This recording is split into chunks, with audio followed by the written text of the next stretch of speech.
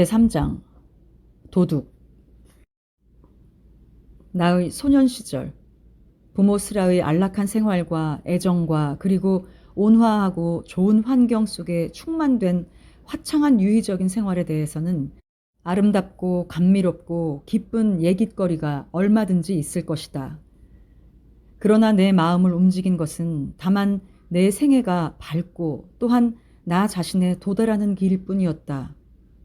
포근한 안식처와 행복의 섬들, 그리고 낙원 등의 매력을 나라고 모를 리는 없지만 나는 그런 것들은 저 멀리 광채 속에 남겨두고 두 번 다시 그곳에 들어가려고는 생각지 않는다. 그러므로 나는 소년 시절의 일을 이야기하는 한 새롭게 나에게 펼쳐지는 일, 나를 앞으로 살그머니 밀어내고 나를 잡아 떼어낸 일에 관해서만 이야기하려 한다. 이와 같은 충동은 늘 저 다른 세계에서 밀려와서 항상 불안과 강압과 양심의 거리낌을 주었으며 언제나 혁명적이고 내가 안정하려고 원하는 곳의 평화를 위태롭게 했었다. 그 가운데 허용된 밝은 세계에서는 굴을 파고 들어가지 않으면 안 되는 하나의 원시적 본능이나 자신 속에 살고 있는 것을 새로 발견하지 않으면 안 되는 나이가 되었다. 모든 사람들과 같이 내게도 서서히 눈뜨는 성의 감정이 적이자 파괴자로서 금단과 또 유혹과 죄악으로서 달려들었다. 내 호기심이 추구한 것, 내게 꿈과 쾌락과 공포를 준 것, 즉 사춘기의 큰 비밀, 그것은 울타리로 둘러싸인 내 소년 시절의 평화롭고 온화한 행복에는 전혀 따르지 않았다. 나는 윗사람들과 똑같은 짓을 했다. 나는 어린 나이에 벌써 이중 생활을 영위하고 있었다.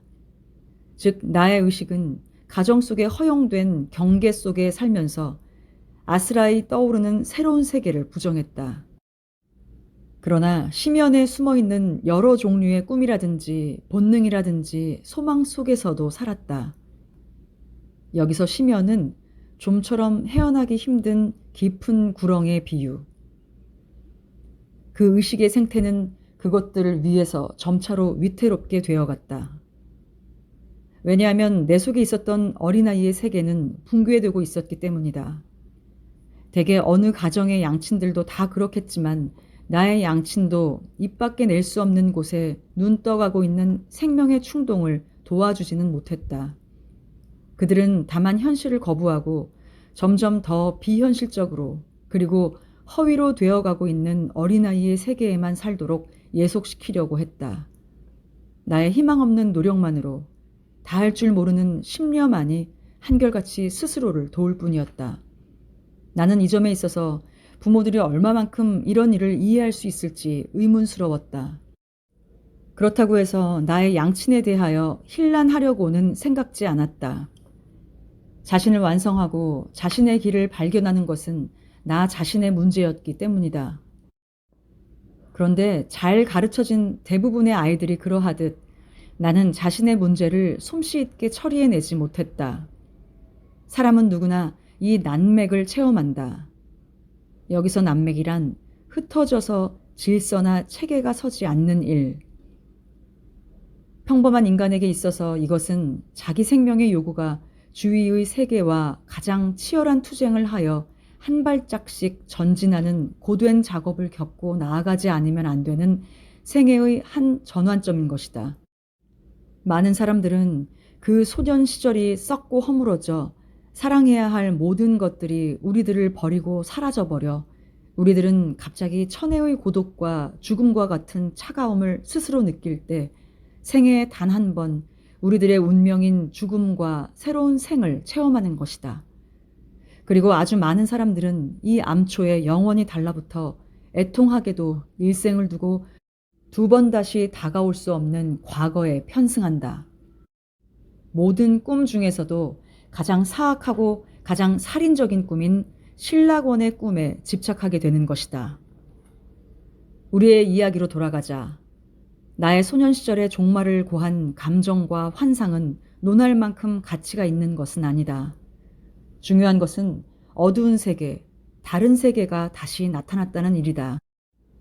일찍이 프란스 크로모였던 것이 지금은 나 자신 속에 존재해 있었다. 그런 까닭에 다른 세계가 외부에서 다시금 나를 지배할 힘을 얻은 것이다. 크로모와의 사건 이후 몇 해가 지났다. 나의 생애의 자극적이고 죄악에 찬 시절은 저편으로 아득히 멀어지고 아주 잠깐 동안의 악몽과 같이 사라진 듯이 생각되었다. 프란스 크로머는 먼 옛날에 내 생활에서 행적을 감추었다.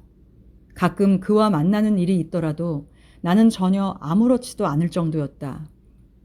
하지만 내 비극의 다른 주요 인물인 막스 데미안은 내 주위에서 완전히 사라지지 않았다. 그는 오랫동안 외따로 내 시야 속에 서 있었으나 아무런 작용은 않고 있었다. 그런 그가 내게 점점 가까이 와 또다시 힘과 영향을 발했다. 나는 그 당시 데미안에 대해서 알고 있었던 것을 돌이켜본다. 나는 1년 동안 또는 그 이상 전혀 그와 이야기를 하지 않았는지도 모른다. 나는 그를 피하고 있었으며 그쪽에서도 결코 접근해 오지 않았다. 언젠가 한번 서로 길에서 만났을 때 그는 나를 보고 고개를 끄덕였다. 그리고 가끔 그의 친절 속에서 조소와 빈정과 비난의 가벼운 반응이 포함되어 있다는 것을 나는 느꼈다.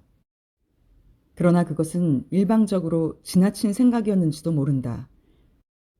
내가 그와 함께 체험한 사실과 또 그가 당시 내게 끼친 기묘한 영향을 나도 또 그도 잊어버린 듯했다. 나는 그의 모습을 떠올려 본다. 그리고 그의 일을 그려보면 그는 그곳에 뚜렷이 모습을 드러낸다. 그가 혼자서 아니면 또는 다른 커다란 학생들 속에 섞여서 학교에 가는 것이 보인다.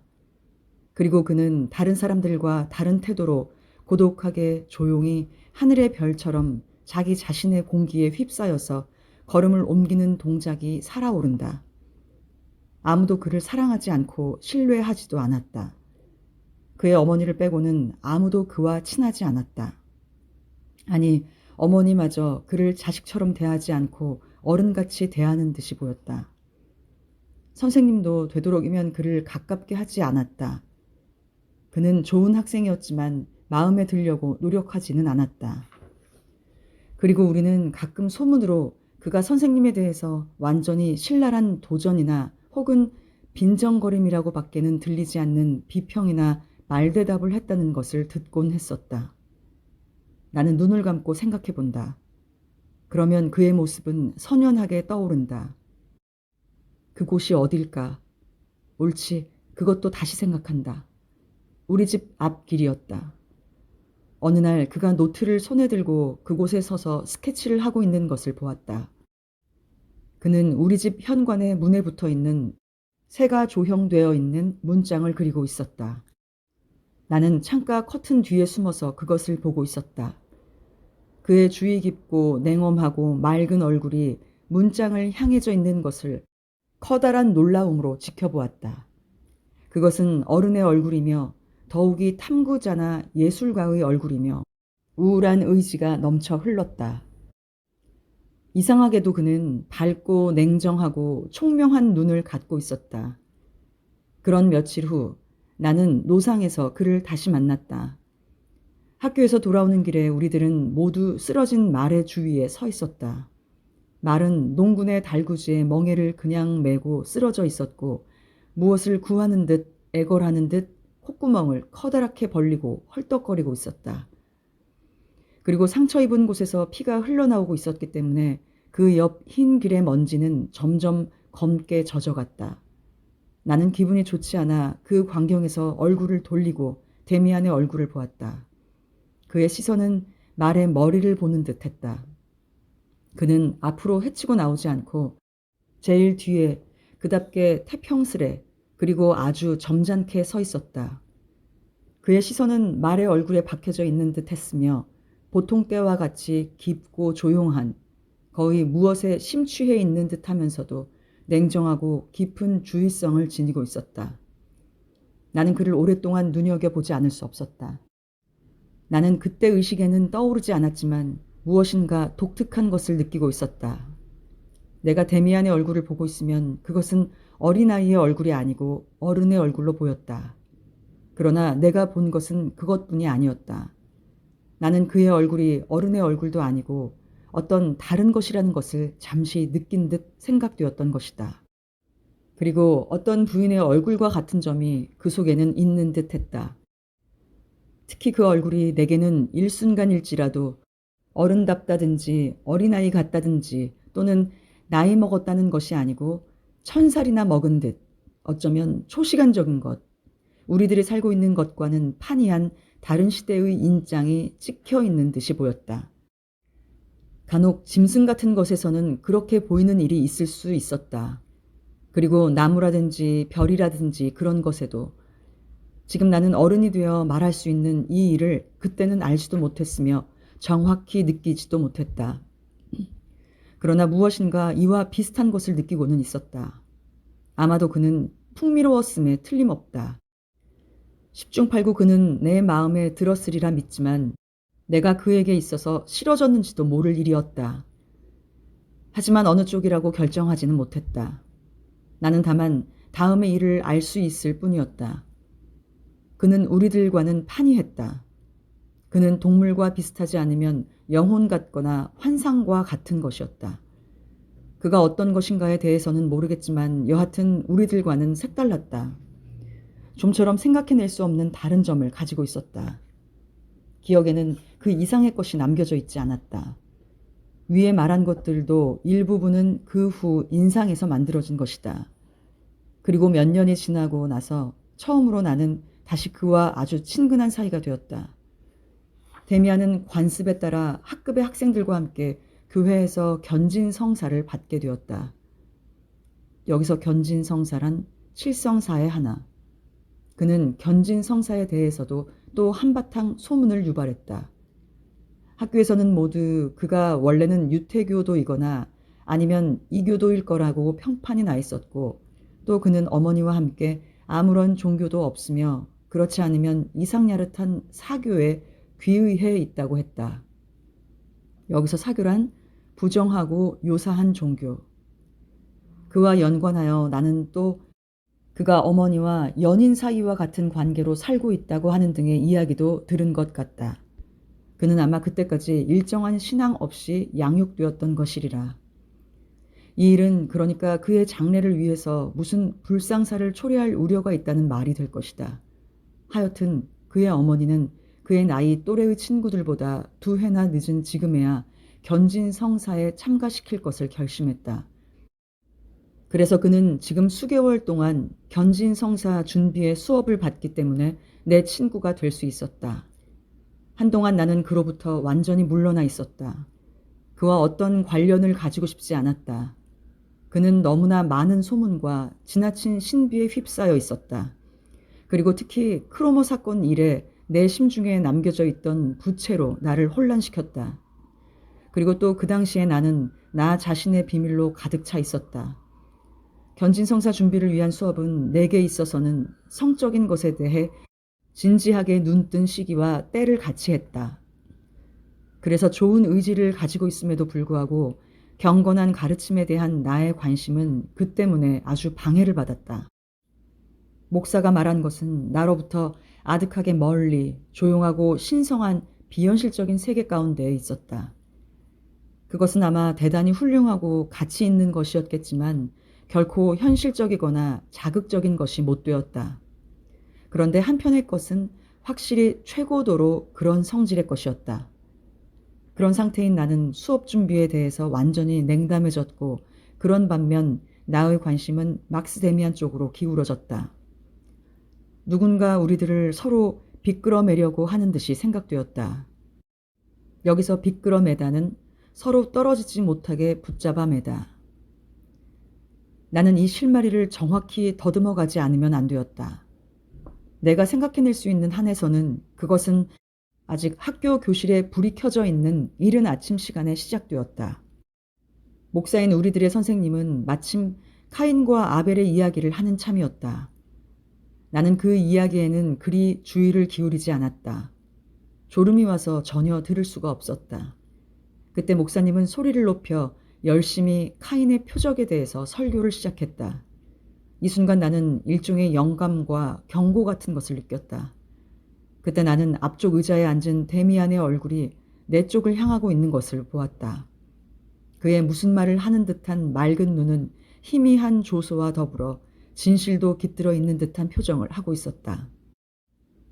나는 돌연 긴장하여 목사님의 이야기에 귀를 기울였다. 그가 카인과 그의 표적에 대해서 이야기하고 있는 것을 들었다. 그리고 사람은 그가 가르치고 있는 대로만이 아니라 그와 다르게도 볼 수 있고 그것은 아직 비판의 여지가 있다는 생각이 내 마음에 깊이 느껴졌다. 이 순간에 데미안과 나 사이에는 다시 영합이 이루어진 것이다. 그리고 기묘한 일은 이런 영혼의 결합에 대한 감정이 일어나자마자 나는 그 일이 마술과 같은 공간으로까지 전파되어 오는 것을 느꼈다. 그가 자기 자신으로 그렇게 할 수 있었던가? 그렇지 않으면 전혀 우연인지 아닌지 나는 모른다. 그 당시 나는 여전히 굳게 우연이라고 믿고 있었지만 그로부터 2, 3일 후 데미안은 돌연 종교 시간에만 의자를 옮겨 바로 내 앞에 와 앉았다. 내가 아침마다 교실에 가득 찬 불쌍한 구제원과 같은 공기 가운데 유일하게 그의 목에서 풍겨오는 부드럽고 깨끗한 비누의 향기를 얼마나 즐겁게 들이켰는지는 지금도 기억하고 있다. 다시 며칠 후 그는 자리를 옮겨 이번에는 내 옆에 앉았다. 그리고 겨울이 지나고 봄이 다 가도록 거기에 줄곧 앉아 있었다. 아침 시간은 아주 변했다. 이젠 졸리지도 않고 지루하지도 않았다. 오히려 그 시간이 즐겁기까지 했다. 가끔 우리들은 열심히 귀 기울여 목사님의 설교를 들었다. 내 옆에 앉은 그의 눈짓 하나로 내가 주목해야 할 이야기나 진지한 이야기에 주의를 환기시키기에는 충분했다. 그리고 또 그가 전혀 다른 확고한 시야를 던지면 그것은 나를 경고하고 비판과 의혹을 불러일으키는 것이었다. 그러나 우리들은 자주 충실치 못한 학생으로서 수업을 전혀 듣고 있지 않을 때도 있었다. 데미안은 선생님과 친구들에 대해서는 언제나 태도가 좋았다. 그가 다른 학생과 같이 어리석은 짓을 하는 것을 이때까지 본 적이 없다. 큰 소리로 웃지도 짓거리지도 않았다. 목사님의 꾸중을 들어본 적도 없었다. 정말 조용히 그리고 속삭임이라기보다 무슨 표시나 눈길로 자기 자신이 하고 있는 일에 나를 끌어들이는 법을 알고 있었다. 여기에 대해서는 가끔 아주 기묘한 일이 있었다. 가령 그는 어느 학생이 자기의 흥미를 끌고 있는가 그리고 어떻게 그 학생들을 연구하고 있는지 내게 말해 주었다. 대단히 많은 학생들의 일을 아주 정확하게 알고 있었다. 그리고 내게 엄지손가락으로 손짓하면 이 아이하고 저 아이가 우리들 쪽으로 몸을 향하든지 그렇지 않으면 목 있는 데를 긁을 것이라는 것을 강의 전에 내게 말해 주었다. 그리고 시간 중에 거의 그런 일을 잊고 있는데 막스는 갑자기 눈에 띄는 몸짓으로 내 쪽으로 엄지손가락을 보인다. 그러면 그때마다 마치 쇠줄에 끌리고 있는 듯이 그 학생은 막스 말대로의 모양을 하고 있는 것이다. 나는 그 일을 한번 선생에게 시험해 보라고 해서 막스를 곤란하게 만든 적이 있었다. 하지만 그는 그렇게 하려고 들지 않았다. 그러나 한번 내가 수업에 나가서 그에게 오늘 숙제를 해오지 않았으니 목사님이 오늘은 나에게 아무것도 묻지 않았으면 좋겠다고 말했을 때 그는 나를 도와주었다. 목사님이 문답지 한 장을 암송시킬 학생을 찾고 있었다. 그리고 선생님이 내 쪽을 둘러보고 있어 내가 조마조마하고 있을 때 선생님은 이윽고 내 옆으로 천천히 다가왔다. 그리고 나를 손가락으로 가리키며 막 내 이름이 입술까지 나올 때였다. 그때 그는 돌연 생각이 변하셨는지 또 불안해졌는지 손으로 옷깃을 조금 만지작거리다가 자기를 응시하고 있는 데미안 쪽으로 걸어가 뭔가 그에게 물어보려고 하더니만 불시에 또 방향을 바꾸었다. 그리고 잠시 기침을 하고 나서 다른 학생을 지적했다.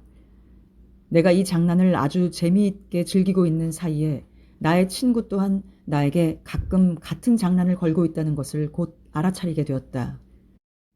학교 가는 길에 누군가 내 뒤를 따라오고 있다는 느낌이 들 때가 있다. 그래서 뒤를 돌아다 보면 확실히 거기에는 데미안이 서 있는 것이었다. 너는 네가 생각하는 대로 다른 사람이 생각하지 않을 수 없게 할 수 있니? 하고 그에게 물어보았다. 그는 항상 어른 같은 태도로 침착하고 요령 있는 말로 기꺼이 설명해 주었다. 아니, 그런 일은 할 수 없어. 목사님은 자유에 대한 의지를 가지고 있다고 설교했지만 모든 인간은 자유의지 같은 것을 가지고 있는 것이 아니야. 그래서 사람들은 자기가 원하는 대로의 생각을 얻을 수 없으며 나 또한 내가 원하는 대로의 것을 다른 사람에게 시킬 수 없는 거야. 그러나 어떤 사람을 주의 깊게 관찰할 수는 있지. 그렇게 하면 또 그 사람이 도대체 무엇을 생각하고 무엇을 느끼고 있는지를 어느 정도 파악하고 맞힐 수도 있는 거야. 그러면 그 사람이 다음 순간에 무엇을 하리라 하는 것도 대개 알아차릴 수 있어. 아주 간단한 일이야. 사람들이 그것을 모를 뿐이지. 물론 연습은 필요해. 가령 나비의 종류에는 암컷보다 훨씬 적은 어떤 종류의 부나비가 있지. 부나비란 놈도 모든 동물과 같이 수컷이 암컷에게 수정하고 비로소 암컷이 알을 가지게 되어 번식하는 거야. 네가 지금 이 부나비의 암컷을 하나 가지고 있다면 자연과학자에 의하여 번번이 실험된 일이지만 밤이 되면 이 수컷들이 암컷한테 날아올 거야. 더욱이 수시간이나 걸리는 먼 데서부터 실제 몇 시간이 걸리는 거리를 상상해봐. 모든 수컷은 수킬로 떨어진 곳에서 그 지방에 있는 단 한 마리의 암컷 냄새를 맡아내는 거지. 여러 가지로 그것을 설명하려고 하지만 그것은 어려운 노릇이야. 일종의 후각이라 할까? 그런 것이 있음에 틀림없어. 좋은 사냥개가 눈에 보이지 않는 발자국을 찾아서 그 뒤를 쫓을 수 있는 것과 같이 말이야. 알겠니? 말하자면 이런 것과 같은 것이지만 자연계에는 이런 일이 많이 있는 거야. 그렇지. 누구에게도 그 설명이 되지 않지. 그런데 나는 지금 다음과 같이 말하고 싶어. 이 나비들의 암컷이 수컷과 같이 많이 있다고 하면 수컷은 결코 그런 날카로운 후각을 가지고 있지 않을 거야. 훈련의 결과 비로소 수컷은 날카로운 코를 가지게 되는 것이지. 만약 짐승이나 인간이 어떤 특정한 것에 자기의 전 주의력이나 전 의지를 쏟으면 거기에 도달할 수가 있어. 네가 말하고 있는 문제는 거의 이런 것이야. 한 인간을 깊이 정확하게 관찰할 때는 그에 대해서 그 자신보다도 네가 잘 알게 될 거야. 조금만 더 했더라면 독심술이라 하는 말을 입 밖에 내어 크로머와의 장면을 그에게 상기시키게 했을 것이다. 그러나 이 사실은 우리 두 사람 사이에 일종의 미묘한 것이 되었다. 그가 몇 년 전에 진지하게 내 생활에 관여하게 된 일에 대해서 그나 나나 결코 입 밖에 내지 않았다. 우리들 사이에는 이전에 전혀 아무 일도 없었고 또 우리들은 쌍방이 다 상대방의 일을 잊어버렸다는 것을 굳게 믿고 있는 듯 했기 때문이다. 우리들은 한두 번 길을 같이 걸으면서 프란스 크로머와 마주친 일도 있었지만 우리들은 서로 눈도 주지 않았고 또 그에 대해서 한마디도 말하지 않았다. 그런데 의지의 이야기는 어떻게 됐지? 하고 나는 물었다. 너는 인간이 자유로운 의지를 가지고 있다고 말했지. 그러나 또 너는 의지를 무엇에 집중만 시키면 목적에 도달할 수 있다고 말했잖아. 그렇다면 그건 모순이 되잖아. 내가 만약에 나의 의지를 지배할 수 없다면 의지를 임의로 아무 곳에 향하게 할 수도 없는 이치인데. 그는 나의 어깨를 두드렸다. 내가 그를 기쁘게 해주었을 때는 항상 그랬다. 그는 웃으며 말했다. 잘 물어줬어. 인간은 언제나 질문하고 언제나 의문을 일으키지 않으면 안 돼. 그러나 이치는 아주 간단해. 그래서 가령 그런 부나비가 그의 의지를 별이나 그 밖에 다른 데에 향하게 하려고 해도 그것은 될 수 없을 거야. 부나비는 그런 일을 하려고도 하지 않아. 그것은 오로지 자기에 대해서 의의와 가치를 가지고 있는 것만을 필요로 하고 절대 소유해야 할 것만을 찾아 헤매. 그리고 그런 때에만 실로 예상 외의 일까지 달성하게 되는 거지. 그는 다른 어떠한 동물도 가지고 있는 이상한 자신의 육감을 발달시키지. 우리들은 확실히 동물보다 좀 더 많은 활동의 범위를 그리고 좀 더 많은 흥미를 가지고 있어. 그렇지만 우리들도 비교적 좁은 영역에 묶여져 있는데 이것을 초월할 수 있게 돼. 가령 아무런 구속도 없이 북극에 가고 싶다든지 또는 그런 것을 공상할 순 있지. 그러나 정말로 실행할 수 있고 또 10분 강하게 이용할 수 있는 일은 그 소원이나 자신 속에 굳게 뿌리를 박고 내 존재가 오로지 그 소원만으로 채워졌을 때에만 할 수 있는 거야. 실제 그런 경우에 그리고 네가 내면에서 명령하는 것을 시험하려고 하면 그것은 틀림없이 훌륭하게 될 거야. 그리고 너는 너의 의지를 마치 좋은 말처럼 부릴 수는 없어. 만약 내가 우리의 목사님이 장차 안경을 쓰지 않게 해달라고 기도한다면 그것은 잘 되지 않을 거야. 그것은 단순한 장난에 지나지 않으니까. 그렇지만 지난 가을철 내가 안쪽 의자로 옮기려는 확고한 의지를 품었을 때 그것은 잘 되었었지. 그것은 그때까지 병으로 쉬고 있었던 알파벳 순으로 내 앞에 앉아야 할 학생이 나타났기 때문이야. 그래서 누가 그에게 자리를 내주지 않으면 안 되었으므로 내가 내주고 말았지. 어떻게 해서 되었는가 하면 나의 의지는 곧 기회를 포착하기 위해서 준비되어 있었기 때문이야. 그래, 그 당시 나는 사실 이상한 생각이 들었어. 우리들이 서로 흥미를 느꼈던 그 순간부터 너는 점점 내 자리에 가까이 왔지. 그렇지만 도대체 그것은 무슨 까닭일까? 처음에 너는 내 바로 옆에 앉지 않고 내 앞 의자에 두세 번 앉았지? 그건 왜 그랬지? 그런 데는 이유가 있었어.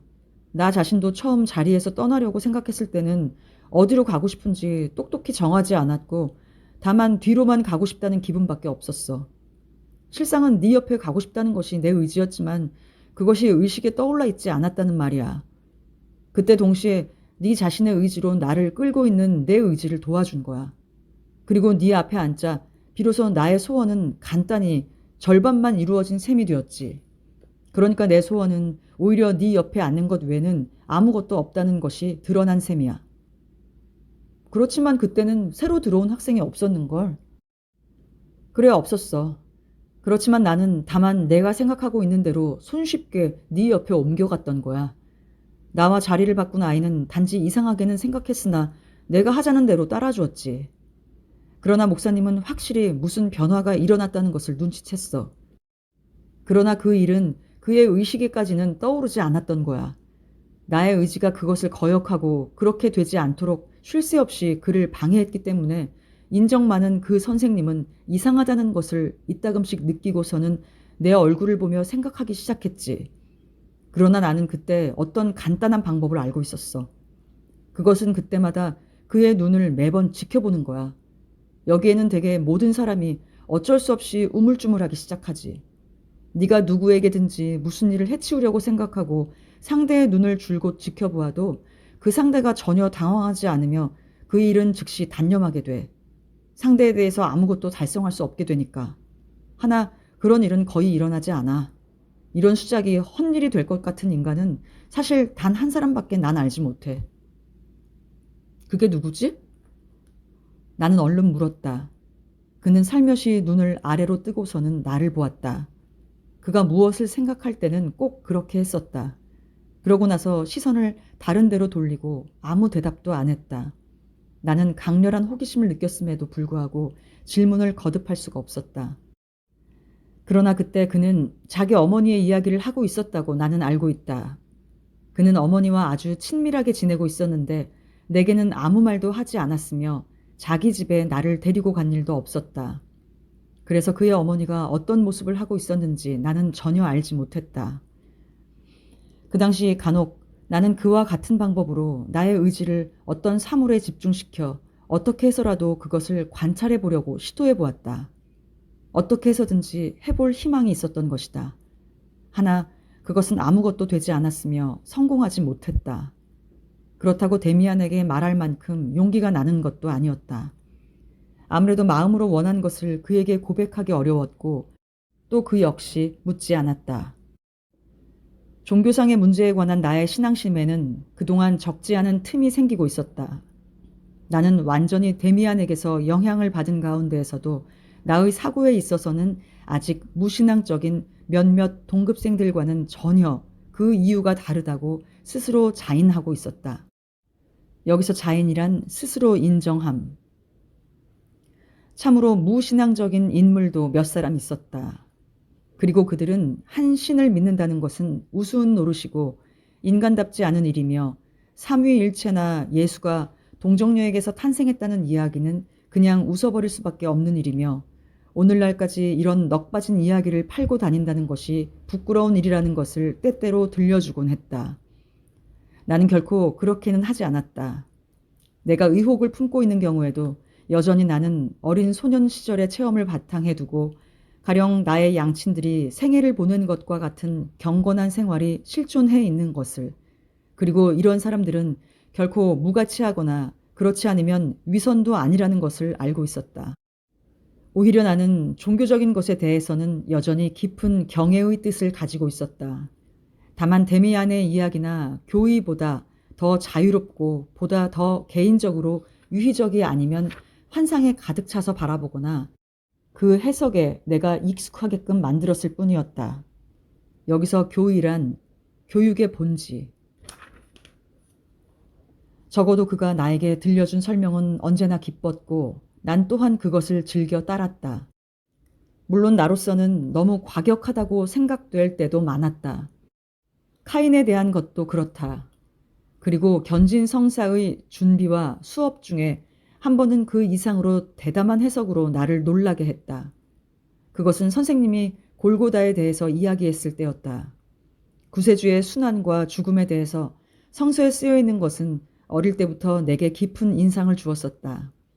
나는 어렸을 때 가끔 부친께서 그리스도의 순환이라든지 무슨 순환의 이야기를 들려준 후엔 이 고난에 찬 아름답고 청백하고 불미스러운 그리고 무섭고 싱싱한 세계인 겟세마네의 동산에 그리고 골고다의 언덕에 마음 깊이 사로잡혀 살고 있었다.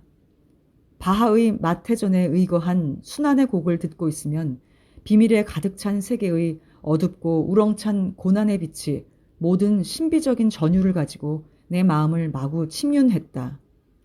나는 오늘날에도 이 음악 속에 또 비극적 행동 속에 모든 시에 그리고 모든 예술적 표현의 정수를 보는 것이다.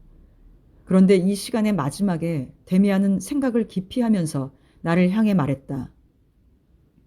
싱클레어, 아무래도 이상한 이야기인데 자, 그 이야기를 다시 읽어보고 그리고 다시 입속으로 음미해봐. 싱겁기 짝이 없는 얼빠진 데가 있을 거야. 즉, 두 도둑놈에 대한 이야기지. 세 개의 십자가가 언덕 위에 가지런히 서 있다는 것은 실로 장엄한 일이지. 그러나 그 우매한 도둑에 관한 감상적인 성경을 말해본다면 첫째, 그들이 무슨 일을 저질렀는지 모르겠으나 여하튼 무서운 죄를 범한 죄인이 아니니? 그런데 지금 막 꺼질 듯한 뉘우침의 눈물을 줄줄 흘리는 그런 꼴들을 하다니. 두 발자국 무덤 앞에서 이런 회개란 도대체 어떤 의미를 가질까?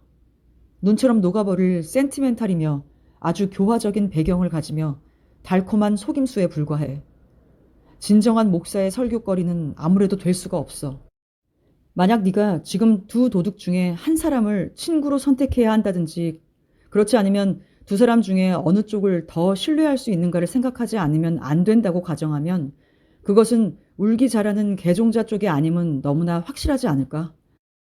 단연 어느 한쪽 놈일 것에는 틀림없고 그자는 제 몫을 차지한 사람이며 뼈가 있는 인간이라고 생각해. 그는 물론 지금의 처지에서 새삼스레 무슨 하나의 처세로 개종이란 것을 내세우지도 않을 것이며 최후까지 자기 자신의 길을 가지. 그리고 이때까지 자기를 도와준 악마한테서 최후의 순간이 되어서 비겁하게 손을 떼는 짓은 하지 않을 거야. 그는 뼈가 있는 사람이지만 그런 사람들은 성서 속에서 자꾸 손해보는 역할만 하고 있지. 어쩌면 그도 카인의 후예가 아닐까 하고 너는 생각지 않니? 나는 몹시 당황했다. 이 십자가의 이야기는 나에게 아주 익숙해져 있다고 생각하고 있었는데 지금 비로소 나는 자신이 얼마나 개성이 없고 얼마나 상상력도 공상의 힘도 없이 그 이야기를 듣고 또 읽었던가를 깨달았다. 그렇지만 데미안의 이 새로운 사상은 나에게 숙명적인 것이었다. 그리고 그 존속을 고수하지 않으면 안 된다고 믿어왔던 내 속의 관념을 뒤집어 버릴 듯이 생각되었다. 그렇지만 모든 것을 가장 신성한 것까지 그렇게 마음대로 희롱하게는 되지 않았다. 그는 언제나처럼 내가 묵묵히 있으나 사실은 마음속으로 반대하고 있다는 것을 곧 알아차렸다. 이젠 알았어. 곧 그는 단념하며 말했다. 이런 것은 낡은 이야기야. 그리 심각해질 필요는 없어. 하지만 너에게 말해두고 싶어. 여기에 이 종교의 결점이 아주 똑똑하게 나타나 있는 점이 있지. 구약이나 신약에서 보이는 전능하신 신은 확실히 훌륭한 모습을 하고 있으나 그것은 원래 신이 나타내야 할 모습을 나타내고 있지 않은데 문제가 있다고 생각해. 신은 선하시고 고귀하시고 아버지시고 아름다우시고 그리고 또 존엄하신 다감한 것이겠지. 그런 것은 아무래도 좋아. 그러나 세계는 다른 것으로 이루어져 있고 그것은 지금에 와서는 모조리 악마에게 귀속되어 버렸어. 그리고 세계 전체의 절반은 은폐되고 묵살되어 그들은 신을 모든 생명의 아버지로 찬미하면서도 모든 생명의 근본이 되어 있는 성생활의 전부를 간단하게 묵살하고 그리고 자칫하면 그것을 악마의 소행으로 죄악이라고 말하지. 나는 사람들이 이 여호와 신을 숭배하는 데에는 아무런 반대도 하지 않아. 그렇지만 우리들은 모든 것을 숭배하고 신성시하지 않으면 안 된다고 생각해. 전 세계를 인공적으로 구분함이 공인된 이 절반뿐만 아니라 우리들은 동시에 신에게 봉사하듯 악마에게도 봉사해야 한다는 것이야말로 옳은 것이라고 생각해. 그리고 우리들은 악마도 자기 자신 속에 품을 신을 만들지 않으면 안 돼. 이 세상에 있어서 가장 자연스러운 사실이 행하여져도 그 신에 대해서 눈을 감지 않아도 좋은 그런 신을 만들지 않으면 안 된다고 생각해. 그는 언제나 그답지 않게 흥분하다가 이내 또 미소를 띠고 더 이상 나에게 강요하지 않았다. 그러나 그는 이 설명으로 내가 어린 소년 시절을 통하여서 가슴에 안은 채 끝끝내 누구에게도 말해보지 못한 수수께끼를 맞추어낸 것이다. 데미안이 그때 신과 악마에 대해서 또 거룩하고 공인된 세계와 묵살된 악마의 세계에 대해서 말한 것은 확실히 나 자신의 생각이며 내 자신의 신화이며 두 개의 세계, 즉 밝은 세계와 어두운 세계라 하는 생각 그대로였다. 내 문제가 만인의 문제이며 모든 생명과 또 사색의 문제라고 하는 깨달음이 불현듯 성스러운 그림자처럼 내 마음을 스쳐갔다. 그리고 나 자신의 가장 특이한 개인적 생활과 의견이 얼마나 깊고 위대한 이념의 영원한 흐름에 참여하고 있는가를 느꼈을 때는 갑자기 불안과 겸허함이 나를 엄습했다. 그 깨달음은 무엇을 반증해 주는 것 같고 행복한 생각을 가지게 해주는 것 같기도 했지만 결코 기쁜 일은 아니었다. 그것은 냉혹하고 가파른 맛이었다. 그 깨우침 속에는 책임의 울림이 있으며 이젠 어린아이로서는 있을 수 없었다. 이제부턴 독립해서 살아야 한다는 울림이 들려왔기 때문이다. 나는 난생 처음으로 이토록 깊은 비밀을 비로소 털어놓고 두 개의 세계에 대한 아주 어린아이 때부터 지니고 온 생각을 친구에게 말했다. 친구는 곧 이렇게 내 깊은 곳의 감정이 그와 동감이며 또 그것을 인정하고 있음을 알아차릴 수 있었다. 그러나 그는 그런 것을 노리고 파고들지는 않았다. 그는 일찍이 내게 집중한 적이 없는 깊은 주의를 갖고 귀를 기울이고 있었다. 그리고 똑바로 내 눈을 들여다보고 있었기 때문에 나는 끝내 눈을 다른 데로 돌리지 않을 수 없었다. 나는 그의 시선 속에 또 저 기묘한 동물에서 보는 초시간성과 상상도 되지 않는 연령을 보았다. 그 일에 대해서는 또 언젠가 얘기하기로 하자. 그는 쓰다듬어 주듯 말했다. 네가 남에게 말할 수 있는 이상의 것을 생각할 수 있다는 것을 난 알고 있어. 만약 그렇다면 너는 생각하고 있는 것을 전부 생활화하지 않았다는 것을 알 거야. 그것은 좋은 것이 아니야. 우리가 실제로 생활할 수 있는 생각만이 가치를 가지고 있는 거야. 너의 허락된 세계는 단지 세계의 반쪽에 지나지 않는다는 것을 너는 알았고 제2의 반쪽은 목사님이나 선생님이 하듯 감추어 버리려고 노력하고 있을 거야. 그러나 그것은 잘 되지 않을 거야. 한번 사색을 시작한 사람에게 있어서는 그것은 결코 잘 되는 법이 없으니까. 그의 이 말은 나를 모질게 후려쳤다. 그렇지만 나는 거의 부르짖듯 말했다. 실제로 금지된 일, 그리고 또 추악한 일은 확실히 있어. 너도 그것은 부정 못할 거야. 그런 일은 적어도 금지되고 있는 이상 우리들은 단념해야 할 것이고 나는 물론 사실이나 여러 가지의 악덕이 존재하는 것을 알고 있어. 그렇지만 그런 것이 존재해 있다고 해서 꼭 우리들이 자진하여 범죄자가 되지 않으면 안 될 것인가? 오늘 안으로 그것을 해결하기에는 무리라고 막스는 위로했다. 너는 분명코 사람을 살해하거나 또는 강간 살인을 해서는 안 됨을 물론 알고 있지만 허락되어 있다든지 금지되어 있다는 것이 도대체 어떤 것인지 깨닫기까지는 아직 이르지 못했어. 너는 겨우 진리의 한 조각을 감지한 데에 불과해. 이제 얼마 안 있어 다른 한 조각을 깨닫게 될 거야. 현재로선 그것이나 기대해 보아야 되겠지. 너는 지금 약 1년 전부터 너 자신 안에 그런 충동을 가지고 있었으며 그런 충동은 다른 것보다 강하고 금지된 것이라고 생각하고 있지. 그런데 그리스인들이나 그 밖에 많은 민족들은 반대로 이 충동을 하나의 신적인 것으로 모셔 제단을 쌓고 큰 축제를 벌이고 그것을 숭배하고 있지. 그러나 금지된 것이라는 것은 그런 연유로 영구적인 것은 아니야. 그것은 변할 수 있지. 여자와 같이 가서 목사 앞에서 결혼만 하면 누구든지 그날부터 여자하고 같이 자는 것을 허락받게 돼. 현재도 역시 그렇지만 다른 민족에 있어서는 사정이 다르지. 그렇기 때문에 우리들은 모두 허용되어 있는 것, 자신에 대해서 금지되어 있는 것을 아무것도 하지 않고서도 큰 악한이 되는 수가 있어.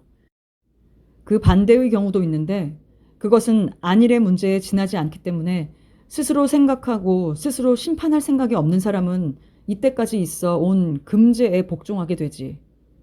여기서 금제란 하지 못하게 말림.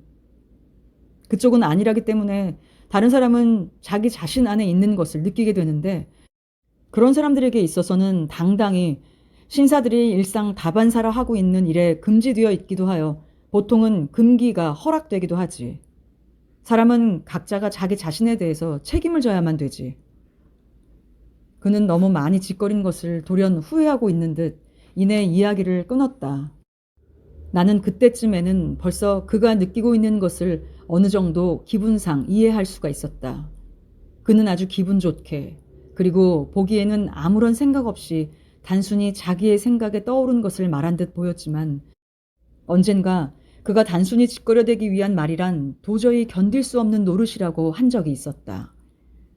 그러나 그는 나라는 인간에 있어서 진심으로 느끼는 관심 이외에 자키의 기분과 재치 있는 짓거림을 즐기려는 생각을 아주 많이 가지고 있어서 완전한 진지성이 결여되었다. 여기서 자크이란 남의 일을 방해함. 내가 쓴 최후의 말, 완전한 진지성의 결여를 다시 읽고 있을 때 내가 아직 반쪽은 어린아이였을 시절에 막스테미안과 경험한 다른 장면, 가장 가슴을 친 장면이 불현듯 다시 가슴 깊숙이에서 떠올랐다. 우리의 견진 성사가 가까워졌다. 그리고 종료 수업의 마지막 몇 시간에 최후의 만찬의 설명이 있었다. 목사님에게 있어서는 그것은 아주 중대한 일이었기 때문에 그는 애써 노력했다. 무슨 신성한 일종의 기분이 이 시간에 똑똑하게 느껴졌다. 그리고 그 최후의 2~3시간의 수업 중에 나의 생각은 다른 것과 또 부합되었고 더구나 그것은 내 친구 한 개인의 위에 붙어버렸던 것이다. 교회의 엄숙한 입문이라고 우리들에게 설명해준 견진성사를 기다리고 있는 중에 내게 있어서 약 반년간의 종교 수업의 가치는 여기서 배운 게 아니고 오히려 데미안이 옆에 있는 일과 데미안에게서 받은 영향 속에 있다는 생각이 피할 길 없이 나를 엄습했다. 나는 지금에야 교회라는 것이 아니고 무슨 전혀 다른 사상과 개성의 교단에 가입할 준비가 되어 있었다. 여하튼 그 교단은 이 지상의 존재에 있음에 틀림이 없고 그 대표자나 혹은 사도는 내 친구라고 느껴졌다. 나는 이 생각을 털어버리려고 노력했다. 견진성사의 의식이야 어찌 되었든지 간에 어느 정도까지는 엄숙히 체험하려고 나는 열심히 노력하였다. 그리고 이것은 나의 새로운 사상과는 조화하기에 어려운 것으로 생각되었다. 그렇지만 내가 어떤 태도를 취하든 간에 앞에서 밝힌 생각은 엄존하고 있었다. 그리고 그 생각은 닥쳐올 세계의 의식에 대한 생각과 점차로 결부되어 갔다. 그래서 나는 그 의식을 다른 생각으로 받아들이기로 했다. 즉, 그 의식은 내게 있어서는 데미안에 의해서 알게 된 하나의 사상의 입문을 의미하는 것이다. 내가 다시 한번 그와 열심히 토론을 한 것은 그 당시의 일이었다. 그것은 견진성사 수업 시간에 바로 전이었다. 나의 친구는 몹시 시무룩해 있었고 아는 채 으스대는 나의 설명을 좋아하지 않았다. 우리들은 너무 짓거렸어. 그는 전에 없던 진지한 태도로 말했다. 슬기로운 말에는 아무런 가치도 없어. 전혀 없는 거야. 자기 자신에게서 떠나가는 것은 죄악이기에 거북이와 같이 자기 자신 속에 완전히 파고 들어가지 않으면 안 돼. 우리들은 곧 교실에 들어갔고 수업이 시작되었다. 나는 주의를 기울이려고 노력했고 데미안은 그것을 방해하지 않았다. 잠시 후 그가 앉은 옆자리에서 무슨 특별한 것, 공허라든가 차가움이라든가 그런 것이 느껴졌다. 가령 그 자리가 불시에 비어버린 듯 그런 느낌이 들었다. 그런 생각으로 가슴이 답답해지기 시작할 때 나는 뒤를 돌아보았다. 그곳에는 여전히 친구가 평소 때와 같이 단정한 자세로 앉아 있었는데 다른 때와는 전혀 달라 보였다. 내가 알지 못하는 것이 그에게서 흘러나오며 그리고 그를 애워쌌다. 나는 그가 눈을 감고 있다고 생각되었지만 그는 눈을 뜨고 있었다. 하지만 그 눈은 아무것도 보고 있지 않았다. 시력을 가지고 있지 않았으며 그것은 응결된 내면의 세계나 또는 아득한 세계로 향해져 있었다. 전혀 움직이지 않고 그는 거기에 있었다. 호흡조차 하지 않고 있는 듯이 보였다. 그의 입은 목각으로 깎여져 있는 듯 했다. 얼굴은 창백하고 돌과 같이 일면의 핏기를 잃고 있었다. 그러나 갈색 머리털만이 그 가운데에서 제일 싱싱하게 살아있는 듯 했다. 그의 두 손은 앞 책상 위에 얹어져 있었다. 돌이나 과일처럼 생기가 없고 창백하고 움직임이 없이 축 늘어지지 않은 채 감추어진 강력한 생명을 안에 지닌 견고하고 훌륭한 케이스 같았다. 이 광경을 보고 나는 전율했다. 그가 죽었다고 생각했기 때문에 문득 소리칠 뻔했다. 그러나 그가 죽지 않았음을 안 나는 정신없이 그의 얼굴을 그 파리한 돌같이 굳은 가면을 응시했다. 저것이야말로 데미안이라고 생각했다. 나하고 같이 걷고 있을 때나 이야기하고 있을 때의 그는 데미안의 절반밖에 아니었다. 가끔 어떤 역할을 하고 그때그때 적당한 처리를 하며 호의에서 협력하는 것은 그저 반쪽의 데미안일 뿐이었다. 그러나 진실로의 데미안은 석화 같으며 고색 창연하고 짐승 같고 목석과 같고 아름답다. 여기서 석화란 생물의 유해가 땅속에 묻혀있는 동안에 광물화하여 돌처럼 됨, 곧 화석이 되는 일. 여기서 고색 창연하다란 퍽 오래되어 옛 풍치가 그윽하다. 차갑게 죽어 있으면서도 그러나 은밀히 아직 이제까지 없었던 생명력에 충만해 보이는 것이었다. 그리고 그의 주위는 이 적막한 공허와 에테르와 그리고 별, 하늘과 고독한 죽음이 에워싸고 있었다. 지금 그는 완전히 자기 속에 침잠해 버렸다. 여기서 침잠이란 성정이 깊고 차분해서 겉으로 드러나지 아니함. 나는 몸을 떨면서 촉각했다. 나는 이토록 고독했던 일은 일찍이 없었다. 그는 속을 건드릴 수 없는 인간이 되었다. 그가 세상에서 가장 먼 외로운 섬에 간다 해도 이토록 내게서 멀리 떨어지지는 않을 것이다. 나밖에는 아무도 그것을 보지 못하리라고는 생각되지 않았다. 이쪽을 모두가 본다면 전율을 느끼고야 말 것이다. 그런데 아무도 그를 주의해 보지 않았다. 그는 동상처럼 도무지 내게 그렇게 생각하지 않을 수 없도록 우상처럼 의연하게 앉아 있었다. 한 마리의 파리가 그의 이마에 날아와 천천히 코와 입술 위로 걸었다. 그러나 그는 눈썹 하나 까딱하지 않은 채였다. 어디에? 대체 그는 지금 어디에 있을까? 무엇을 생각하고 무엇을 느끼고 있는 것일까? 그는 천국에 있는 것일까? 그렇지 않으면 지옥에 있는 것일까? 그 일을 나는 그에게 물을 수가 없었다. 시간이 끝나고 그가 다시 살아서 숨쉬고 있는 것을 보았을 때, 그리고 그의 시선이 나의 시선과 마주쳤을 때 그는 전과 변함이 없었다. 그는 어디서 왔을까? 어디에 있었던가? 그는 피로해 보였다. 그의 얼굴은 다시 빛과 윤이 나고 그의 손은 다시 움직였지만 그의 갈색 머리털은 윤기가 없고 피로해진 것 같았다. 그 일이 있은 다음 며칠 동안 나는 나의 침실에서 여러 번 새로운 연습에 몰두했다. 의자에 버티고 앉아 노려보는 눈으로 완전히 몸도 움직이지 않고 얼마만큼 견디어낼 것이며 또 무엇을 느끼게 되는 것인가를 알아내려고 했다. 그러나 피로하고 눈꺼풀 속이 지독하게 아파왔다. 그 후 얼마 안 돼서 견진성사의 날이 되었다. 그렇지만 견진성사에 대해서는 이렇다 할 회상은 남아있지 않았다. 그때부터 모든 것이 변했다. 소년 시절의 내 주위의 믿음은 무너져 버렸다. 양치는 일종의 당황한 심경으로 나를 바라보았다.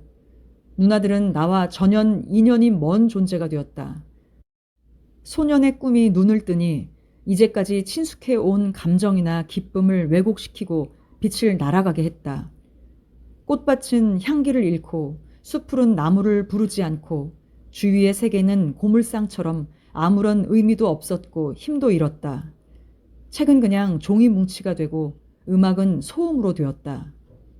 가령 가을이 되면 나뭇잎이 주위에 떨어진다. 그러나 나뭇잎이 지는 것이 느껴지지 않았다.